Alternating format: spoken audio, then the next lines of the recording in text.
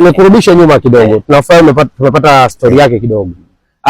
Biuzi anasema hamfahamu kabisa mama yake. Umetuambia kwamba mama yake alimpeleka kwa bibi yake. Yeye alituambia mwaka mmoja na miezi 6.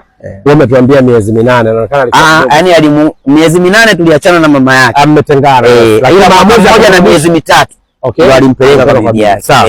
Sasa kwa nini Biuzi amjui mama yake? Na maana wewe mawasiliano na familia ya mwanamke wako ambao umezaa naye, yani yule binti ina maana baada alipofanya maamuzi ya kwanza tulivyoachana, mawasiliano yalibadilisha. Na hata alipoenda kule mimi hajanitafuta. Na hata alipotoka kule yeye alikuwa anajua mimi napatikana wapi, na mpaka sasa hivi tunavyoongea na maana anajua kwamba akimtaka mwanawe wapi aende, kwa sababu alipompeleka ni maskani yetu sisi ambayo tuna maeneo na kila kitu, na ndio familia, yani kwamba anajua kwamba mzee alikopo pale, baba yuko pale, na maana akienda pale introduction yote ya sisi lazima apate.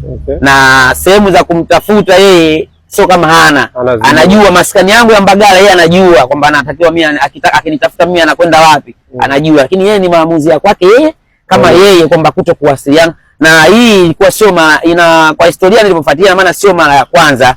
Ana mtoto wa kwanza alizaa akamwacha kijijini, yeye akaja mjini. Umeona huyo dogo anaitwa Omari, sasa hivi naye maana ni mkubwa kuliko huyu Biuzi. Maana kwa hiyo nilipokuja kupata na historia hii nikaona kwamba huyu inakuwa ndo tabia yake, na maana kwamba kwenye mazingira yake watoto hawahitaji yeye anakuwa. Sasa Biuzi ukimkumbusha kuhusu mama analia sana. Anachukia sana, anachukia vibaya, hataki kabisa hizo habari.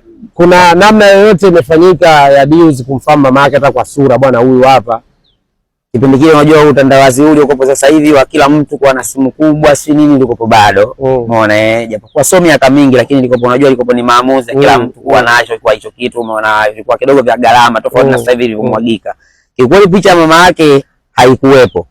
Umeona familia ya mama yake, na maana mama yake mimi nilikuwa nafahamiana naye na mama yake mdogo tu.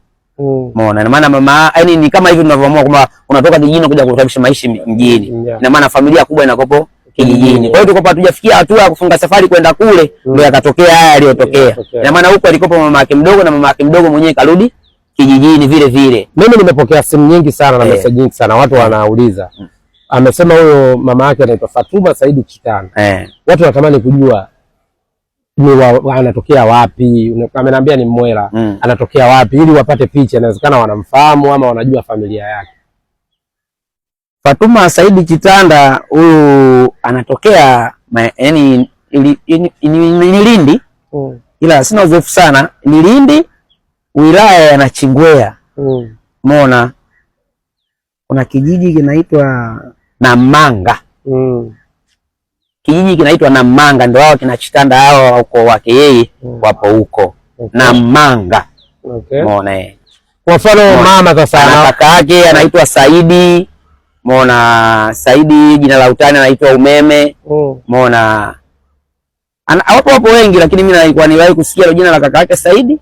Umeona na yeye mwenyewe anaitwa Fatuma, ila baba yake ndio huyo anaitwa Mzee Chitanda ambaye anapatikana huko. Sasa kwa mfano labda Fatuma mwenyewe mwenye mtoto ambaye ni mzazi mwenzio anaona ama ndugu zake, wewe unamwambiaje?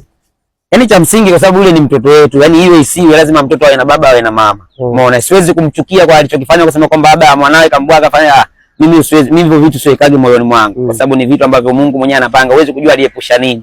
Umeona sasa hivi mwanawe yule pale mkubwa na mtoto hata ufanyeje, yani mama yake atamhitaji, baba yake atamhitaji. Angekopa kwake yeye sasa hivi angekuwa ananitafuta mimi, na kwa kuwa yupo kwangu mimi sasa hivi anatafuta mama yake.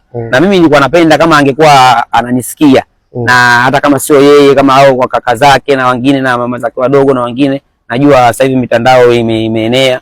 Yani afanye tu mawasiliano aje kukutana na mwanawe.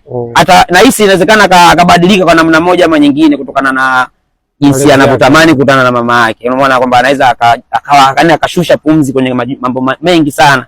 Na maana nikisema hivyo unanielewa, na maana kwamba atabadilika, ni kama anakuwa mtu wa hasira sasa hivi, inawezekana akabadilika kwa sababu mama yake amuona.